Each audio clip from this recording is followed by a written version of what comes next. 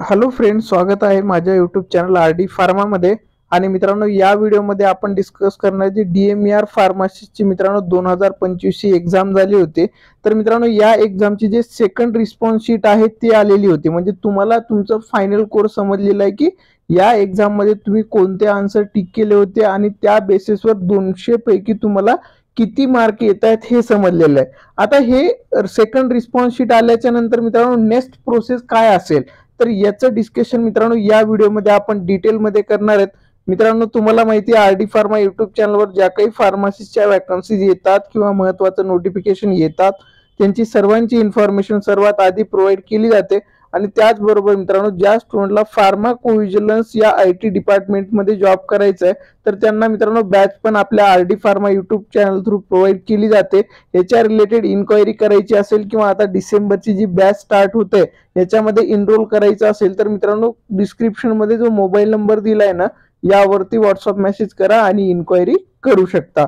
तर मित्रांनो, याच्यामध्ये पहिल्यांदा बघू की नॉर्मलायझेशन काय असतं.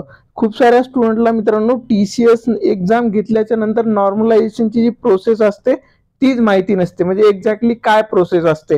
तर मित्रांनो, काही स्टुडंटला काय असतं, आता माझे चांगले मार्क आलेत पण नॉर्मलायझेशन झाल्याच्या नंतर माझे मार्क कुठेतरी कमी झालेत किंवा काही स्टुडंटचे मार्क वाढलेले आहेत. तर मित्रांनो, याच्यामध्ये सगळ्यात इम्पॉर्टंट आहे TCSचं नॉर्मलायझेशन प्रोसेस काय असते हे समजून घेणं. तर इथे आपण बघू शकता व्हॉट इज नॉर्मलायझेशन.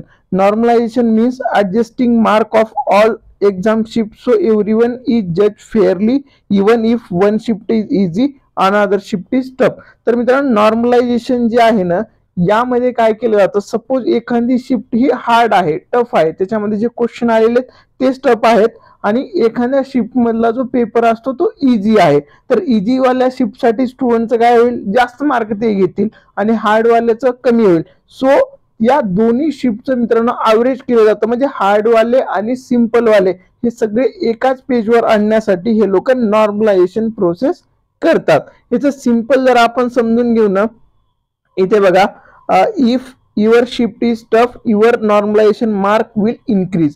जर सपोज मित्रांनो आपल्या DMER फार्मसीच्या खूप साऱ्या शिफ्ट होत्या, या सर्व शिफ्टमध्ये जर तुमची शिफ्ट हे टफ असेल तर मित्रांनो तुम्हाला जे आता सेकंड रिस्पॉन्स शीट मध्ये मार्क येतात ते मार्क ऑटोमॅटिक इन्क्रीज होतील, कारण तुमची शिफ्ट काय असणार आहे, टफ असणार आहे.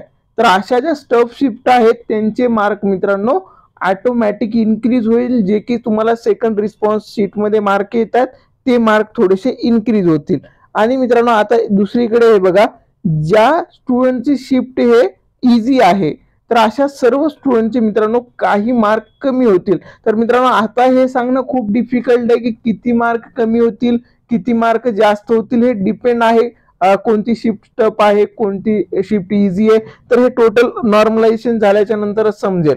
तर मित्रांनो आता ॲज ऑफ नाऊ तुम्ही फक्त एवढं हे करा की तुमची जी शिफ्ट असणार आहे ती इझी नसावी, तुमची शिफ्ट हार्ड असावी. म्हणजे तुमचे काही ना काही तिकडे मार्क वाढतील आणि मित्रांनो तुम्हाला तुमचं जे फार्मासिस्ट व्हायचं स्वप्न असणार आहे ते कंप्लीट होईल. तर मित्रांनो आता नॉर्मलायझेशन होऊन लवकरच तुमचे जे फायनल मार्क असतील किंवा फायनल रिझल्ट जो असणार आहे DMER फार्मसी 2025 एक्झामचा तो लवकरच तुम्हाला इथे बघायला भेटणार आहे. तर त्यासाठी ज्या स्टुडंटचं सिलेक्शन होईल किंवा ज्या स्टुडंटला असं वाटतं की मला मार्क चांगले आहेत माझं सिलेक्शन होईल, तर अशा स्टुडंटसाठी कोणते डॉक्युमेंट रिक्वायर्ड असणार. जर तुमचे चांगले मार्क आले, तुमचं लिस्टमध्ये नाव आलं, तुम्ही सिलेक्टेड झालात, तर मित्रांनो तुम्हाला जे डॉक्युमेंट रिक्वायर्ड असणार ते वेगळे डॉक्युमेंट तुम्हाला लागणार नाहीत.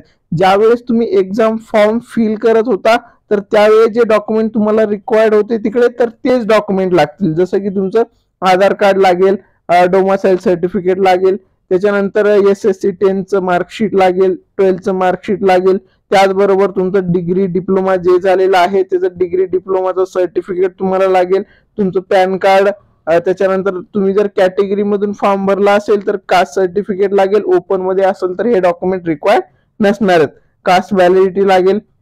त्याच्यानंतर जे स्टुडंट नॉन क्रिमिनल मध्ये येत आहेत त्यांना नॉन क्रिमिनल सर्टिफिकेट लागेल, ज्यांनी EWS मधून फॉर्म भरला EWS सर्टिफिकेट लागेल.